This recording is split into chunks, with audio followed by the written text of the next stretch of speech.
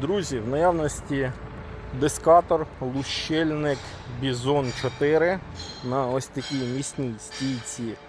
Це стійка 30х30 з вузлами необслугованими SKF Швеція на диску 568 мм, тобто варто розуміти, що глибина може бути як 5 см, так фактично і 20 см.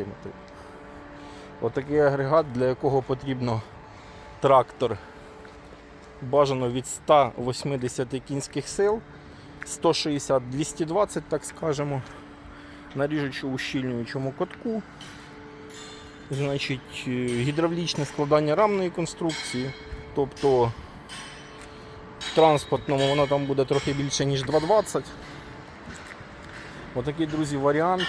В кого є питання, хто планує покупочку, звертайтесь, проконсультуємо і зробимо доставку за необхідності.